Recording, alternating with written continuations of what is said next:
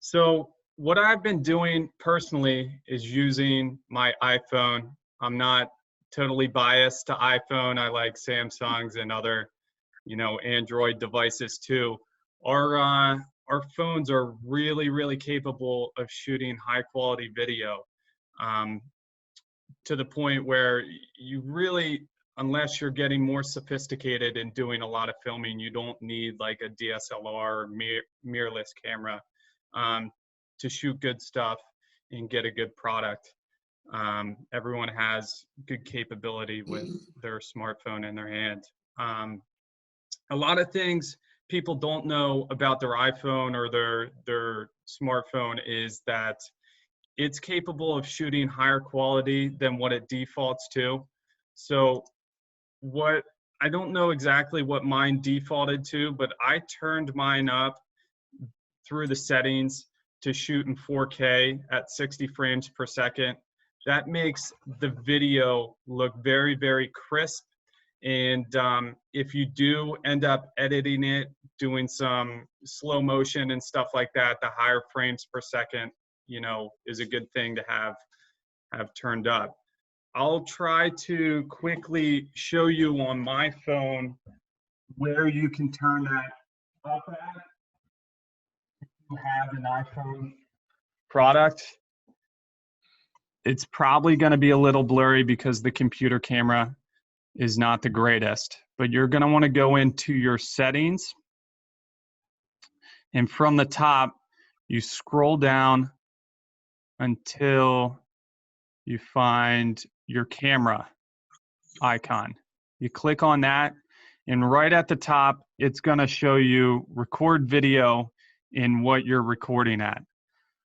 So I think it defaults to like 1080 at 30 frames per second or 1080 at 60 frames per second, just because it might actually shoot at 720 on default.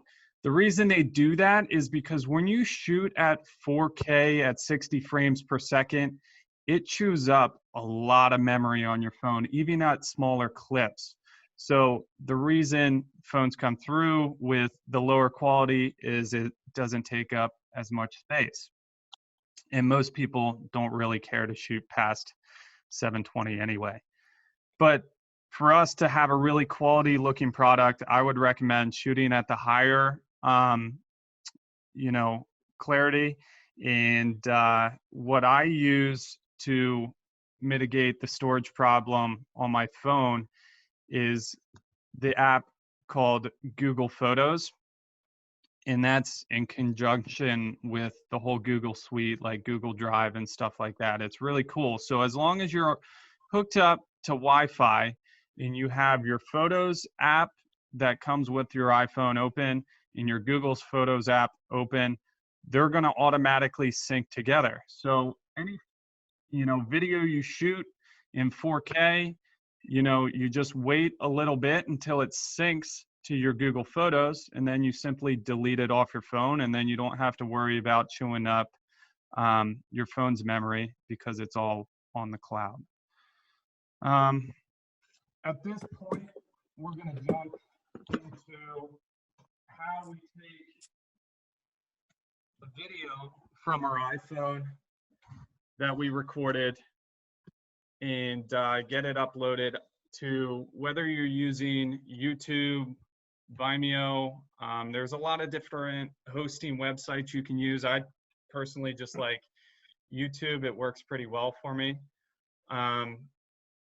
Do read, if you get a YouTube account, read their policies on what you can and cannot do. I know they do shut down people for, making soliciting videos or, trying to entice people in with the tags you put on the video. If it's not related to your video, they'll shut your account down.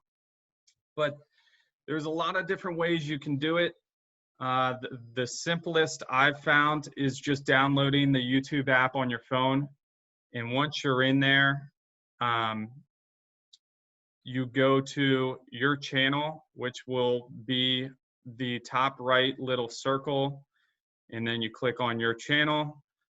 Then you click the little camera, and I'm currently uploading. You can't see my phone, but I'm uploading a video as we speak. You put a title in there.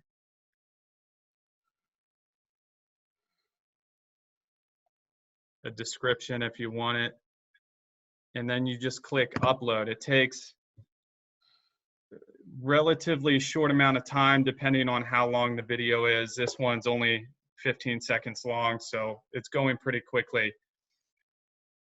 And it's processing right now, and it just uploaded into my my gallery.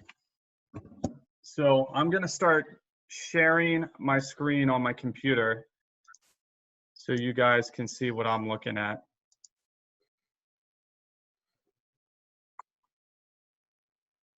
You guys should all be able to see my calendar right now. I'm gonna switch over here to my YouTube channel that I already have pulled up. And here's the video that I just uploaded, the one of Lincoln and me riding around at my parents' house. So super easy, it's already on the web. So at this point, you're ready to shoot this out. Say this was a video of you, sending an update that you wanted to send out to your clients. You're ready to put this into an email and get it distributed. So what I do from here is I simply use the Snipping Tool app. And you can see the last time I used it was when I made the last video I sent out. So I'm gonna hit new. I'm gonna pull up, where's my other, I lost our YouTube.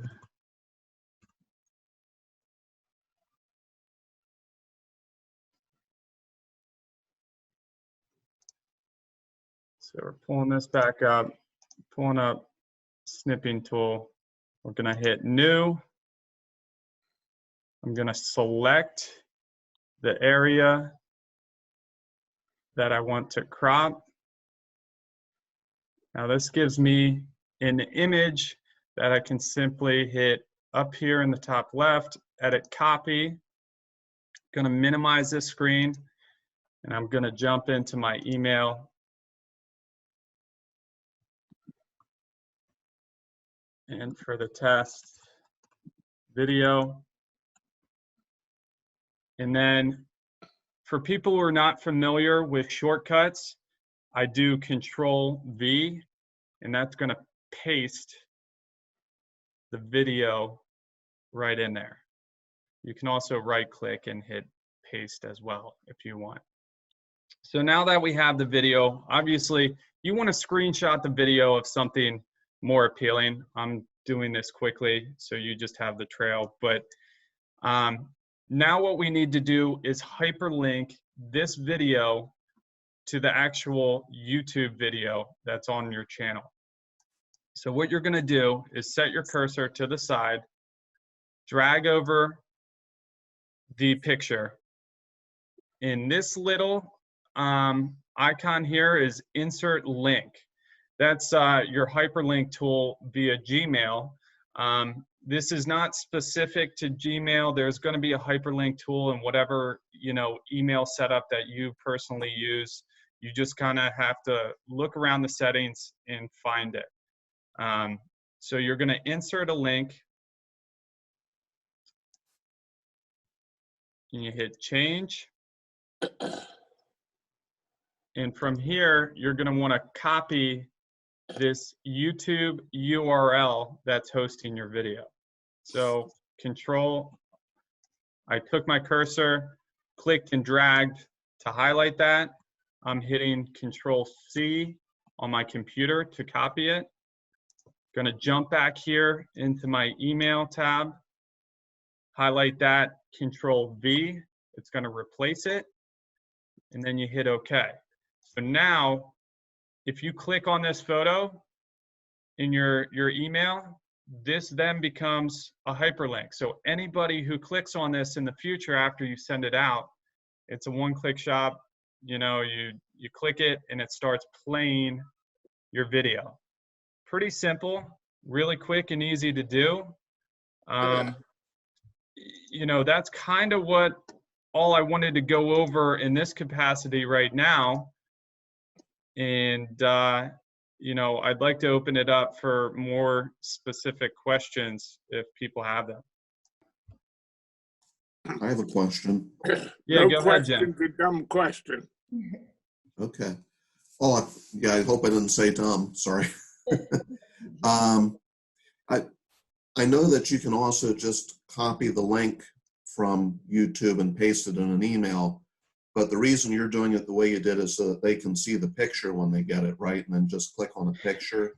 Yeah, absolutely. The picture is something to me that's more enticing to get people to actually engage with the email and take a look at it and click on it and watch it. So Okay. you select a frame in that video, like I was talking about, and then you put that in there, and you know, you're able to send it out. Okay. It makes sense. I just didn't know you could do it that way. Yeah. Yeah. Anybody else? I know, Bob Hubler, you talked about some of the video editing tools. Obviously, you can get really in depth with what you're doing. You can shoot these videos. You can shoot a bunch of different clips and piece them together with transitions and put in there logos. You can put in, you know, graphic art, your business, virtual business card. You name it, you put titles, everything. The app I sent out for iPhone that works really good and it's free is called Video Shop, and I can email that out to everybody at a later date. But that one seems to work pretty well. The free version has a small little watermark in the one corner for the first, like, I think 5 seconds of the video, and then it goes away. I don't have any issues or really mind it. The more in-depth stuff you can get is like Adobe Premiere is a great video editing tool. Final Cut Pro is another one people like to use. Those things are more involved and take a good bit of time to get used to them and understand how they work, to make the transitions happen and the text and other stuff. The Video Shop app is super simple, very user-friendly, and doesn't take a whole lot of time. So for quick, small videos, I think it's a great application. Brooks, is there a time limit? Like, is it only 1 minute or 2 minutes, or is there anything like that? No, that's more dependent on who you're hosting your video through. And I know YouTube's is pretty darn long. I mean, it's probably close to, I think, an hour, you know, on YouTube.